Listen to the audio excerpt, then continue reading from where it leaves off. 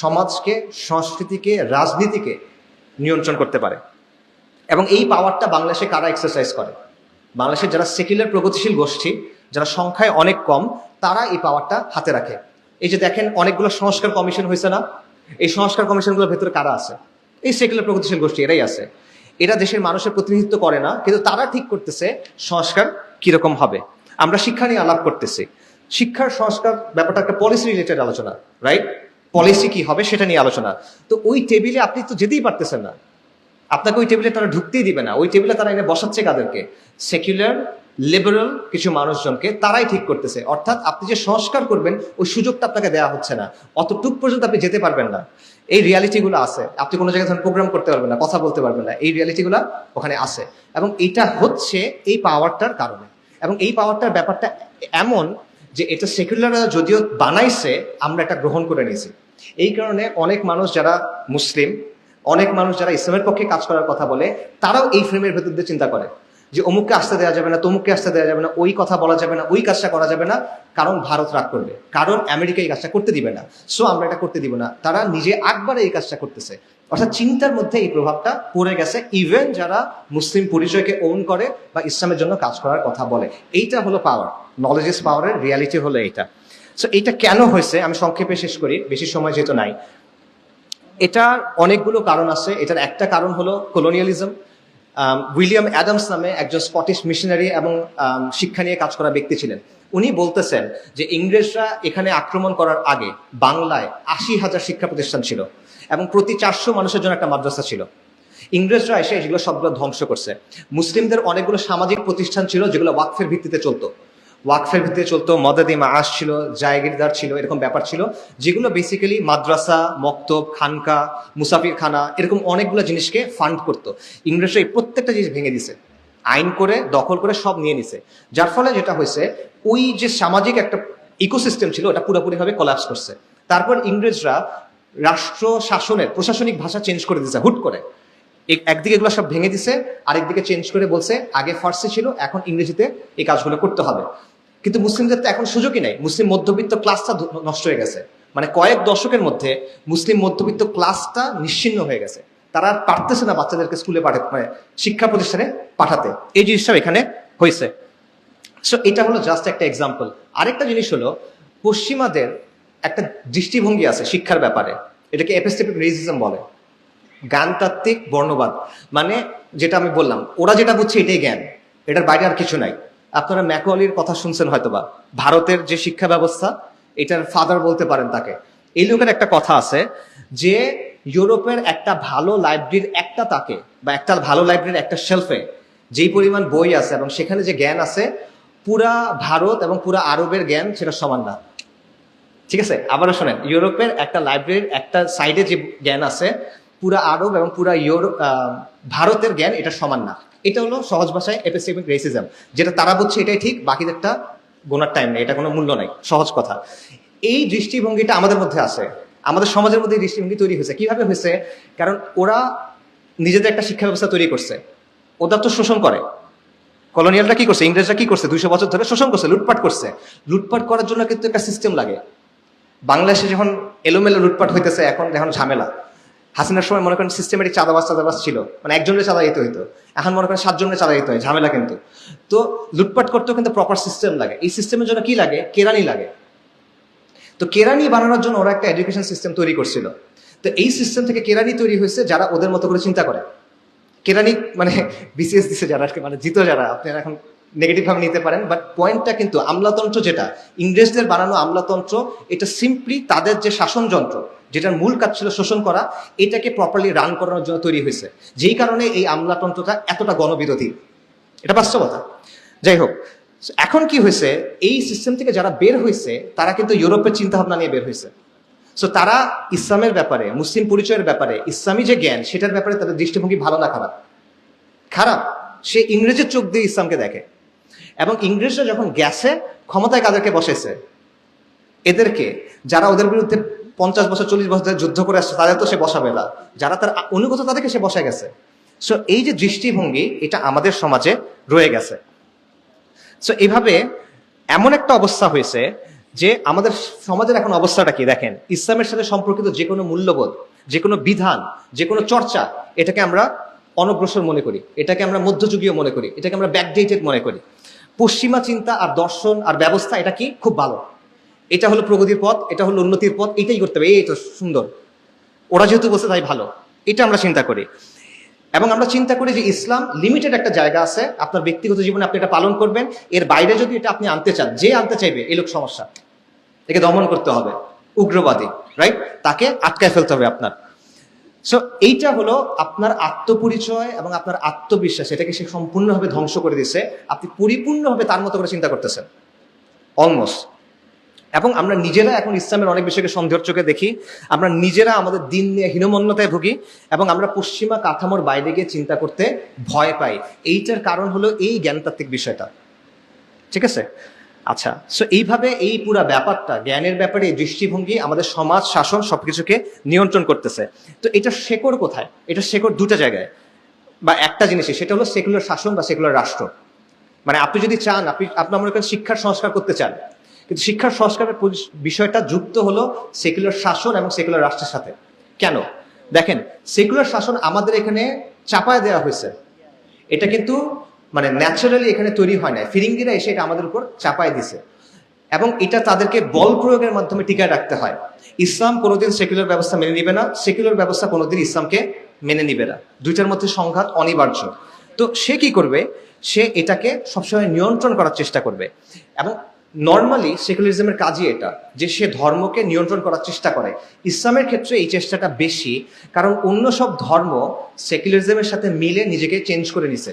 খ্রিস্ট ধর্মের কথা চিন্তা করেন, ইহুদি ধর্মের কথা চিন্তা করেন, তারা এটা করছে, কিন্তু ইসলাম এটা করতেছে না। ইসলাম এখনো বলতেছে যে চূড়ান্ত কর্তৃত্ব কার? আল মালিকুল মুলক, আল্লাহ। সো সে যেহেতু এটা মানতেছে না, তার প্রতি আমার বেশি ফোকাস করতে হবে, তার প্রতি আমার বেশি চাপ দিতে হবে, এই জিনিসটা তারা করতেছে। এই কারণে সেকুলার ব্যবস্থা কন্টিনিউয়াসলি এটা চেষ্টা করতে থাকবে সে যেন সমাজে ইসলামের প্রভাবটা কি করতে পারে, নিয়ন্ত্রণ করতে পারে। এটা সে কন্টিনিউয়াসলি চেষ্টা করতে থাকবে, এবং যতদিন ইসলামের এই স্বকীয়তাটা থেকে যাবে, সেকুলার ব্যবস্থা কিন্তু নিশ্চিন্ত ফিল করবে না। তার মধ্যে একটা অনুভূতি থাকবে যে এদিক থেকে আমার বিপদ হবে, এই জিনিসটাকে আমার থামাতে হবে, এই চিন্তাটা তার অলওয়েজ থাকবে। এই জন্য সে কি করবে? সে পাবলিক স্ফিয়ারে ইসলামের যে প্রভাব, এটাকে সে কমানোর চেষ্টা করবে। সে ইসলামের রাজনৈতিক যে চেতনা বা সামগ্রিক যে চেতনা, এটাকে ভেঙে ফেলার চেষ্টা করবে, এবং সে মুসলিমদের চেষ্টা করবে মুসলিমরা যেন আদর্শিকভাবে সেকুলার কাঠামোকে গ্রহণ করে নেয়। সো এই কারণে শিক্ষা এবং জ্ঞান নিয়ে যে বিষয়টা, এটা সরাসরি সেকুলার শাসনের সাথে জড়িত। এবং আবারও এটা অন্য একটা ভাবে চিন্তা করতে পারে, সেটা হলো আধুনিক যে শাসন, এটা দুইটা দিক আছে। একটা হলো রাষ্ট্রের বল প্রয়োগের ক্ষমতা, একটা হলো রাষ্ট্রের মানুষের চিন্তাকে নিয়ন্ত্রণ করার ক্ষমতা। একটা হলো শক্তি প্রয়োগ, একটা হলো সম্মতি উৎপাদন। শক্তি প্রয়োগ কিভাবে হয়? আর্মি, পুলিশ, বিচার বিভাগ, র্যাব, ট্যাব, এই যেগুলো আছে, এদের কাজ কি? আপনাকে পিটায় সোজা রাখা, রাইট? সহজ ভাষায় এটার কাজ এটা। কিন্তু এর বাইরে কিছু জিনিস আছে যেটার কাজ হলো আপনার চিন্তাটা একটা লাইনের মধ্যে রাখা। আপনি যদি বাইরে গিয়ে চিন্তা না করেন, বরং আপনি এটাকে ভালো বলে মেনে নেন, এটা সে করাইতে চায়। কারণ স্রেফ অস্ত্রের জোরে আপনি দীর্ঘমেয়াদে কোনো শাসন টিকে রাখতে পারবেন না। কন্টিনিউয়াসলি মেরে কেটে এটা করা যায় না। মানুষের চিন্তাটাকে যদি আপনি নিয়ন্ত্রণ করতে পারেন, মানুষ যদি একবার মনে করে যে না ঠিক আছে, এটা খারাপ কি, ভালো তো, এটার জন্য আমরা গ্যাঞ্জামে কেন যাব, তখন কিন্তু আপনি এটা পারবেন। সো এই জিনিসটা এখানে খুব গুরুত্বপূর্ণ, এবং আদর্শিক কিছু ব্যাপার রাষ্ট্রের জন্য ইউজ করে, যাতে করে সে সমাজকে, সমাজের মানুষের চিন্তাকে নিয়ন্ত্রণ করতে পারে। এবং এটার জন্য কি কি ইউজ করে? সে এখানে ইউজ করে মিডিয়া, সে এখানে ইউজ করে বিভিন্ন প্রতিষ্ঠান এবং সংস্কৃতি, এবং সে ইউজ করে শিক্ষা ব্যবস্থা। সে শিক্ষা ব্যবস্থার মধ্য দিয়ে আপনাকে কিছু জিনিসপত্র ছোটকাল থেকে বুঝায় দেয়, মগজ ধোলাই করে সহজ ভাষায়, যাতে করে আপনি এটার বিরোধিতা না করেন, যাতে করে আপনি এটাকে প্রশ্ন না করেন, যাতে করে আপনি মনে করেন যে না, এই জিনিসটা আমার জন্য ভালো। সো যাই হোক, আমি যদি শেষ করি, সেটা হলো আলটিমেটলি আপনি যদি এখানে আমাদের আলোচনার যে টপিক, আপনি যদি এই যে শিক্ষায় সাম্রাজ্যবাদ বলেন, অথবা পশ্চিমের যে নিয়ন্ত্রণ, কলকাতা কেন্দ্রিক যে বায়াস, এগুলো থেকে যদি আপনি বের হইতে চান, তাহলে আপনার এই সমস্যার কেন্দ্রটাকে বুঝতে হবে। এই সমস্যাটা কোত্থেকে আসতেছে? এই সমস্যাটা আসতেছে এই সেকুলার শাসন এবং সেকুলার রাষ্ট্র ব্যবস্থা থেকে। এটা বিচ্ছিন্ন কোনো ইস্যু না, ঠিক আছে? আপনি মনে করেন সহজ ভাষায়, আপনি চাচ্ছেন শিক্ষায় ইসলামকে আনতে, প্রাইমারি স্কুলে শিক্ষায় ইসলাম আনুক, আপনি এটা চান, ওকে ফাইন, খুব ভালো হচ্ছে। কিন্তু সে তো আপনাকে দিবে না। কে দিবে না? সেগুলো রাষ্ট্র কাঠামো আপনাকে দিবে না। সে বলবে তোমাকে আমি এখানে এটা দিতে আনতে পারে, তোমাকে এটা আমি করতে দিতে পারি না, সে আপনাকে এটা বলবে। কারণ এটা কি তার অস্তিত্বের সাথে জড়িত, একটু আগে যেটা বললাম, ইসলামকে তার কন্টিনিউসলি নিয়ন্ত্রণ করতে হবে। এবং দ্বন্দ্বটা এই কারণে আসলে শিক্ষার না, শিক্ষাটা এটা একটা গুরুত্বপূর্ণ অংশ, বাট দ্বন্দ্বটা হলো ইসলামের সাথে সেকুলার ব্যবস্থার দ্বন্দ্ব। এটার একটা ম্যানিফেস্টেশন, এটার একটা উপসর্গ, এটার একটা প্রকাশ হলো এই জ্ঞান নিয়ে, এই শিক্ষা ব্যবস্থা নিয়ে দ্বন্দ্ব সেটা। সো আপনি যদি এই মূল দ্বন্দ্ব সলভ করতে না পারেন, দীর্ঘমেয়াদে আপনার কোনো সংস্কার আসবে না। এখন এই মানে সমাধানটা আপনি কিভাবে করবেন? দেখেন, আমাদের সমাজে যতগুলো তর্ক আছে তার বেশিরভাগ তর্ক আপনি দেখবেন এই ইউরোসেন্ট্রিক যে বায়াস, অর্থাৎ পশ্চিমা লেন্স দিয়ে দেখা, এটার সাথে জড়িত, এবং ইসলাম আর সেকুলার ব্যবস্থার যে দ্বন্দ্ব সেটার সাথে জড়িত। আমি আপনাদের একটা সহজ এক্সাম্পল দিই। এখন অনেক আলোচনা হচ্ছে নারী কমিশন নিয়ে, নারী কমিশনের কিছু বক্তব্য, এটা নিয়ে উলামায়ে কেরাম এবং ইসলামপ্রিয় জনতা, সাধারণ মানুষও এটার বিরুদ্ধে সবাই কথা বলতেছে, রাইট? আচ্ছা, এখানে তর্কগুলো আসলে কেন হচ্ছে বলেন তো? নারী কমিশন অধিকারের ব্যাপারে কিছু অবস্থানকে ধ্রুব সত্য মনে করে। নারীর অধিকারের ব্যাপারে তারা কিছু অবস্থান আছে যেগুলোকে তারা ধ্রুব সত্য মনে করে, এবং তারা মনে করে সমাজ এবং শাসন এগুলো অনুযায়ী চলা উচিত। এটাই তো অবস্থান। এইটার ভিত্তিতে তারা কিছু পলিসি সাজেশন তৈরি করছে যে আপনার আইনগুলো এভাবে বদলান, আপনার রাষ্ট্রকে এভাবে সংস্কার করেন, এটাই তো। আর আপনি এটা বিরোধিতা করতেছেন কেন? আপনি বলতেছেন এটা ইসলামের সাথে সাংঘর্ষিক, এটা আমাদের আমাদের দিন, আমাদের তেহজিব তামাদ্দুন, এটা সাথে সাংঘর্ষিক, এটা আমাদের পরিচয়ের সাথে সাংঘর্ষিক, এটাই তো। আলটিমেটলি তর্কটা হলো, সেগুলো আপনাকে কি বলবে যে তুমি যে বিরোধিতা করতেছো এটা তো আসতেছে ইসলাম থেকে, তুমি কোরআনের কারণে বিরোধিতা করতেছো, তুমি সুন্নাহর কারণে বিরোধিতা করতেছো, তুমি তোমার বিশ্বাসের কারণে বিরোধিতা করতেছো। এই বিশ্বাস তো আমরা মানি না। এটা টক শোতে আলোচনা হয়েছে, আপনারা হয়তো দেখছেন, যে ইসলাম মানে না, যে ইসলাম পালন করতে চায় না, তার জন্য তো একটা সলিউশন দিতে হবে। আপনি সবার উপর ইসলামের সলিউশন চাপাই দিতে পারবেন না, রাইট? এটা তাদের কথা।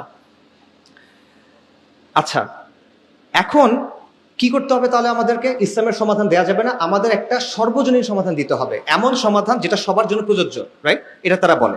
আর সর্বজনীন সমাধান কোনটা? যেটা সেকুলার সমাধান, সেটা। তো এই প্রশ্নের উত্তর কি? এই প্রশ্নের উত্তর দিতে গিয়ে আমরা আটকায় যাই, আমরা অনেকে আটকায় যাই, বাট প্রশ্নের উত্তরটা আসলে খুব সোজা। চিন্তা করেন, তারা যে বিষয়গুলোকে সঠিক মনে করতেছে, তারা যে বিষয়গুলোকে কাম্য মনে করতেছে, এই মনে করার পেছনে ভিত্তিটা কি? এটা কোত্থেকে আসতেছে? আপনি যখন বলেন যে আমি মনে করি 5 ওয়াক্ত সালাত আদায় করা উচিত, কথার কথা, আপনি বলতেছেন এটা ভিত্তি কি? কোরআন থেকে আসতেছে। পরিবারের পিতা হলো দায়িত্বশীল, এটা কোত্থেকে আসতেছে? নবী সাল্লাল্লাহু আলাইহি ওয়াসাল্লাম হাদিস থেকে আসতেছে, তাই তো? আচ্ছা, আপনার ভিত্তিটা আপনি জানেন, তার ভিত্তিটা কি? সে যখন বলে, তারা মানবাধিকারের কথা যখন বলে, তার ভিত্তি হলো আন্তর্জাতিক মানবাধিকারের যে আলোচনা, যেটা কে তৈরি করছে? জাতিসংঘ, পশ্চিমারা তৈরি করছে, সেখান থেকে আসতেছে। সে বলতেছে প্রগতির কথা, প্রগতি ভালো, এই জিনিসটা প্রগতির সাথে, আপনাদেরটা প্রগতির সাথে মেলে না, আমাদেরটা প্রগতির সাথে মেলে, এই কথাটা সে বলতেছে। প্রগতির ধারণা সে কোত্থেকে আনতেছে? সেটা আনতেছে পশ্চিম থেকে। সে বলতেছে এটা ডেমোক্রেটিক ভ্যালুসের সাথে সামঞ্জস্যপূর্ণ, গণতান্ত্রিক মূল্যবোধের সাথে সামঞ্জস্যপূর্ণ। এটা সে কোত্থেকে পাচ্ছে? পুরা দুনিয়ার মানুষ বসে একসাথে ঠিক করছে এগুলো গণতান্ত্রিক মূল্যবোধ, পুরা দুনিয়ার মানুষ একসাথে বসে ঠিক করছে এগুলো মানবাধিকার, আমরা সবাই মানছি না, ওরা ঠিক করছে। সেটা সে আপনার উপর চাপা দিচ্ছে। বরং তারা এটাও বলতেছে যে এই কাজগুলো করা উচিত, কারণ পৃথিবীর বিভিন্ন দেশে এটা হয়। এটা কি ধরনের যুক্তি? পৃথিবীর বিভিন্ন দেশে যেহেতু এরকম আছে, তাই বাংলাদেশে এটা করা উচিত, এটা কি ধরনের যুক্তি? আপনি আমাকে প্রুফ করে দেখান যে জিনিসটা সঠিক। কাজেই এই বিষয়গুলো প্রত্যেকটাকে আপনি প্রশ্নবিদ্ধ করতে পারেন। আমরা সবাই মনে করি যে প্রত্যেকটা মানুষের ন্যূনতম কিছু অধিকার আছে, শুধু মানুষের না, প্রত্যেকটা মাখলুকের আছে হাক্কুল ইবাদ। কিন্তু এই অধিকার কে ঠিক করবে? আল্লাহ ঠিক করবেন। কিন্তু তারা কি বলে, তাদের জায়গায় কি অধিকার ঠিক করে? মানুষের খেয়াল খুশি। এবং তাদের অধিকারের আলোচনাটা কি? সমকামিতার অধিকার আছে, লিঙ্গ বদলানোর অধিকার আছে, ইউথেনেশিয়ার অধিকার আছে, আত্মহত্যা করার অধিকার আছে, ইসরায়েলের গণহত্যার অধিকার আছে, Israel has the right to defend itself, প্রত্যেকটাই আছে। তারা তাদের মতো করে ঠিক করে। তো এটা সর্বজনীন কিভাবে ভাই? সে তার নিজের কিছু অবস্থানকে আপনার উপর সর্বজনীন বলে চাপাই দিচ্ছে, আপনি তাকে প্রশ্ন করেন না কেন? এই বিষয়টা বুঝতে হবে। সে যখন বলে মানবাধিকার আছে, আমি বলবো হ্যাঁ মানবাধিকার আছে, আমি মানবাধিকার নিব ইসলাম থেকে, তুমি মানবাধিকার নিচ্ছ পশ্চিম থেকে। আমারটা যদি বায়াসড হয়, তোমারটা নিউট্রাল কেন? রাইট? এই প্রশ্নটা আবার তাকে করতে পারতে হবে। প্রত্যেকটা জিনিসের ক্ষেত্রে আমি বলতে পারি, প্রগতির নামে তোমরা এমন কিছু কাজকর্ম করছো যার কারণে তোমাদের সমাজ ধ্বংস হয়ে যাচ্ছে, তোমাদের পরিবার ধ্বংস হয়ে যাচ্ছে, এটা আমি চাই না। আধুনিকতার নামে তোমরা ভালো অনেক কাজ করছো, খারাপ অনেক কাজ করছো। আধুনিকতার নামে তোমরা প্রকৃতিকে নিয়ন্ত্রণ করার চেষ্টা করছো, যার কারণে এখন ক্লাইমেট ডিজাস্টার হচ্ছে, প্রকৃতি ধ্বংস হয়ে যাচ্ছে। লিটারেলি যে জায়গাটায় আমরা থাকি তোমরা সেটা নষ্ট করে ফেলছো। তাহলে এটা পুরোপুরি ভালো কেমনে হয়? আমি মনে করি না এটা ভালো। ব্যাপারটা বুঝতে পারছেন? আপনার ধর্মের ব্যাপারে সে যেমন প্রশ্ন বলতে পারে যে এটা তো তোমার বিশ্বাস, আমার বিশ্বাস না, তার অবস্থানের ব্যাপারে আপনি বলতে পারেন এটা তো তোমার মত, এটা তো আমার মত না। তুমি এটা কিসের ভিত্তিতে আমার উপর চাপাই দিচ্ছ? সো এই বিষয়টা বুঝতে হবে। আপনার অবস্থান যেমন বায়াসড, যদি আপনি বলেন বায়াসড, তার অবস্থানও আলটিমেটলি বায়াসড। সে যে কাজটা করছে সেটা হলো তার নিজের অবস্থানটাকে সে নিরপেক্ষ বলছে। মনে করেন আপনি সালিশ করবেন, সালিশের মধ্যে যে সালিশ হয় তার কিন্তু নিরপেক্ষ হইতে হয়, রাইট? কিন্তু সে যদি আসলে একটা পার্টি হয়, তার নিজের এখানে একটা স্বার্থ আছে, কিন্তু সে সবাইকে বুঝাইছে সে নিরপেক্ষ, তখন কিন্তু সে সালিশে জিতছে, সে যেটা চায় এটাই হয়। তো এই বিষয়টা বোঝা খুব জরুরি। পশ্চিমারা এবং সেকুলাররা এক্স্যাক্টলি এই কাজটাই করছে। তারা আপনার অবস্থানটাকে বলছে বায়াস, তাদের যে বিশ্বাস, যেই বিশ্বাসের ভিত্তি হলো মানুষের খেয়াল খুশি, এটাকে তারা বলতেছে সর্বজনীন। এই কাজটা তারা করতেছে। তো যাই হোক, যদি আমরা শেষ করি, সেটা হলো আপনার একটা বিশ্বাস কাঠামো আছে, তার একটা বিশ্বাস কাঠামো আছে। আপনার বিশ্বাস কাঠামোর দিক থেকে আপনি এক ধরনের শিক্ষা চান, এক ধরনের সমাজ চান। তার বিশ্বাস কাঠামোর দিক থেকে সে এক ধরনের বিশ্বাস চায়, এক ধরনের সমাজ চায়, এবং দুটা মিলতেছে না, দুটার মধ্যে সংঘাতের মতো একটা অবস্থা। এখানে কোনো নিরপেক্ষ অবস্থান নাই। এটা ভুলেও মনে করবেন না যে সেকুলার অবস্থান নিরপেক্ষ অবস্থান। দুনিয়াতে কোনো নিরপেক্ষ অবস্থা হয় না। আপনি এটা, কেউ যদি এসে বলে আমি বেদের শাসন চান, আপনি বুঝেন এটা নিরপেক্ষ না। কেউ এসে বলে বাইবেলের শাসন চাই, আপনি বুঝেন নিরপেক্ষ না। ত্রিপিটকের শাসন চাই, নিরপেক্ষ না। কিন্তু কেউ এসে যখন বলে আমি XYZ মতবাদের শাসন চাই, তখন আপনি মনে করেন নিরপেক্ষ। এটা আমাদের ভুল। কোনো নিরপেক্ষ অবস্থা দুনিয়াতে নাই। প্রত্যেকটা অবস্থান, এটার পেছনে কোনো না কোনো বিশ্বাস থাকে। এটা দর্শনে অনেক পুরনো একটা আলাপ, এটার নাম হলো এপিস্টেমিক রিগ্রেস। এটাতে আর ঢুকতেছি না। নিরপেক্ষ কোনো অবস্থান নাই, এটা হয় না, সম্ভব না। এখন দেখেন, সমাজের একটা অংশ এটা চায়, একটা অংশ এটা চায়, এটা সমাধান কিভাবে হবে? আমরা যে সমাধানের কথা বলি কিভাবে হবে, এটা দুইটা ওয়ে আছে। একটা হলো ডায়ালগ, আলোচনা করা। সেকুলাররা আসলো, যারা ইসলামের পক্ষে তারা আসলো, আমরা বললাম যে সামগ্রিক কিছু স্বার্থ আছে সমাজের সামগ্রিক কিছু কল্যাণ আছে, এগুলোর দিকে তাকায় আসেন আমরা আলোচনা করি, আপোষ রফা করি। কিছু জায়গায় আপনি ছাড় দেন, কিছু জায়গায় আমি ছাড় দিই, কথার কথা। এরকম একটা সমাধান হতে পারে। কিন্তু আমার মতে এটা জীবনেও হবে না। কেন হবে না? কারণ সেকুলাররা এটা চায় না। তারা জমিদারি চায়, তারা একচ্ছত্র আধিপত্য চায়, এবং তারা যেহেতু শক্তিশালী এখন, তারা এটা করতে আগ্রহী না। তারা মনে করে যে সে আপনাকে পিষে ফেলতে পারবে, সে আপনাকে সরাই দিতে পারবে। এটা হলো একটা বিষয়। আর দুই নম্বর বিষয় হলো, আসলে তাদের সাথে শেয়ার্ড স্বার্থ আমাদের আছে কিনা, কোনো কল্যাণের ব্যাপারে, কোনো একটা ভবিষ্যতের ব্যাপারে আমরা একমত হতে পারতেছি কিনা, এটা নিয়েও আমি আসলে শিওর না।